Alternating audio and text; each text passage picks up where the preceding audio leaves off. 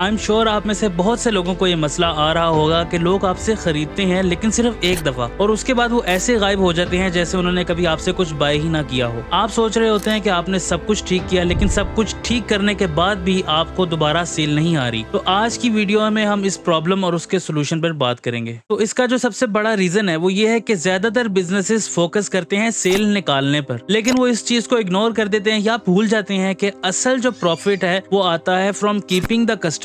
इसको एक एग्जांपल से समझाता हूँ। आपने मार्केटिंग की कॉस्ट लगाई और उससे आपको सेल जनरेट हुई, और वो जो फर्स्ट टाइम बायर है अगर वो आपको दोबारा उसको मार्केटिंग किए बगैर आपको ऑर्डर करता है तो आपको डबल द प्रॉफिट हुआ एक ही सेम मार्केटिंग कॉस्ट में, and that's money for you. Truth इस चीज में यही है कि जो फर्स्ट टाइम बायर है वो आपका कस्टमर नहीं होता, वो सिर्फ आपकी उस पर्सन के साथ एक ट्रांजैक्शन है। दूसरा बड़ा रीजन इस चीज का ये है कि आपका जो बाइंग प्रोसेस है लोगों के लिए वो बहुत ज्यादा कॉम्प्लिकेटेड, स्लो एंड बोरिंग भी हो सकता है। आपके प्रोडक्ट को ऑर्डर करने से लेकर प्रोडक्ट रिसीव करने तक ये तमाम एक्सपीरियंस उनके जहन में एक इमेज, एक पर्सपेक्टिव बनाता है आपके ब्रांड का, आपके प्रोडक्ट का। और अगर उनका ये एक्सपीरियंस स्मूथ या मेमोरेबल नहीं होता तो वो आपके प्रोडक्ट से ज्यादा इस एक्सपीरियंस को याद रखते हैं जो कि बिल्कुल ही फॉरगेटेबल होता है। तो कैसे हम एक्सपेक्ट कर सकते हैं कि आपको उनसे दोबारा रीसेल आएगी? जब आपको ऑर्डर आता है आप उसके बाद उसको फुलफिल करते हैं, लेकिन आप बायर को अप्रिशिएट नहीं करते। आप कोई ईमेल, कोई डीएम, कोई टेक्स्ट उसको नहीं करते जो कि उसके लिए कोई वैल्यू ऐड नहीं करता, और वो इसी तरह से है कि उसने आपको पैसे दिए और आपसे एक प्रोडक्ट खरीदा एंड दैट्स इट। ये जस्ट एक ट्रांजैक्शन है और ये सारे एक्सपीरियंस बहुत ही फॉरगेटेबल है। इसको भी मिसाल से समझाता हूँ। देखिए, आप बहुत कोशिश करते हैं, आप एक फ्रेंड बनाने की, आप एक दोस्त बनाने की बहुत कोशिश करते हैं। आप उससे मीटअप रखते हैं, आप मीट करते हैं, आपकी अच्छी उससे बातचीत होती है और आप उसके फ्रेंड बन जाते हैं। उसके बाद जब वो आपसे रब्ता करता है, आपको कॉन्टेक्ट करता है, तो आप उसे घोस्ट करना शुरू कर देते हैं। ऐसे ही आप अपने फर्स्ट टाइम बायर्स को भी ट्रीट कर रहे हैं। अब इस चीज के सोल्यूशन की तरफ आ जाते हैं। आपको सेल्स पिच ही नहीं सिर्फ बनानी, आपको एक अच्छा और रियल रिलेशनशिप बिल्ड करना है अपनी ऑडियंस और अपने फर्स्ट टाइम बायर्स के साथ। लोगों के लिए उनका जो बाइंग एक्सपीरियंस है वो इस कदर अच्छा